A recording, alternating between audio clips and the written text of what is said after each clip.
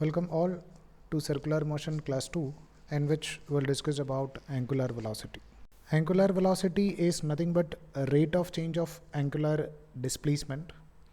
That means if you are considering that a particle is starting from point A at t is equal to 0 and it reach point B when time is equal to, take it as t.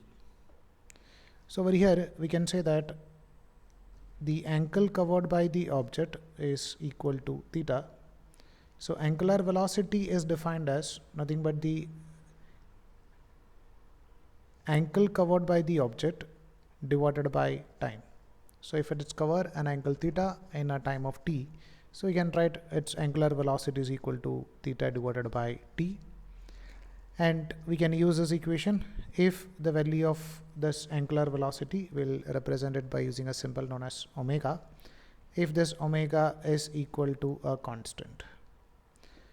So if the value of omega is not a constant, then we can go for instantaneous angular velocity. So we'll write this instantaneous angular velocity is equal to d theta divided by dt. So if it is traveling a small angle d theta in a small interval of time dt, so you can write at that instant its angular velocity is d theta divided by dt. So remember that angular velocity is a rate of change of angular displacement, and this angular velocity is a vector quantity because angular displacement is a vector quantity. So angular velocity direction, or the velocity of the direction of angular velocity, is same as like the direction of angular displacement. And we discussed that we can find out the direction of angular displacement by using right hand thumb rule. And the unit for the measurement of angular velocity is, this theta is measured in a unit radians and time will measure in second. So you can write the in SI system unit of angular velocity is radians per second. The another normal units that we are using are nothing but rotations per second. So if you are considering that a particle complete n rotation per second, so we can write its angular velocity is omega is theta divided by t. If it's complete one full rotation, then angle covered by that will be equal to 360 degree or 2 pi radians.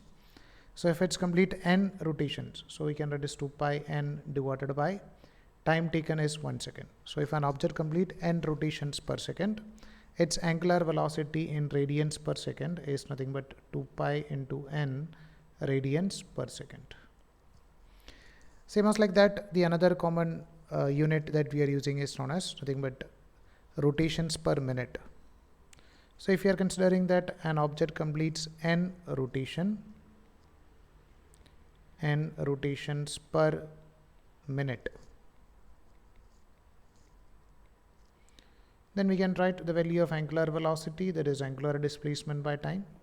If it complete one rotation, then 2 pi radians.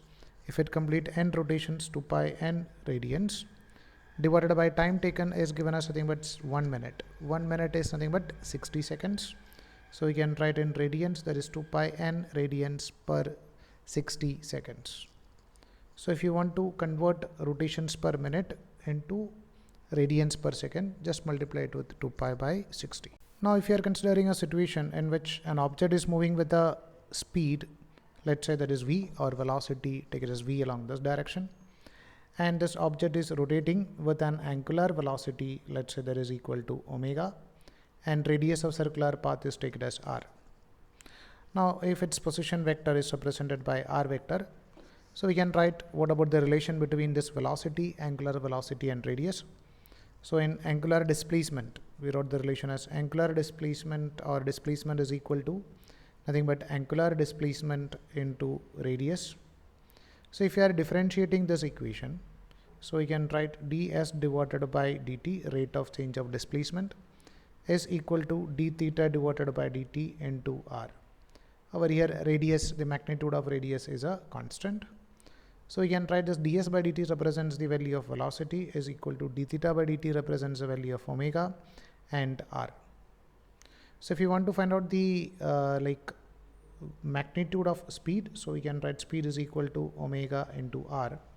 Or if you want to write the same thing in vector form, so we can write v vector is equal to omega vector cross r vector, will give the proper magnitude as well as direction of velocity vector. Hope so that you understood what are the things we discussed in this class. If you are having any doubt, please contact. Thank you.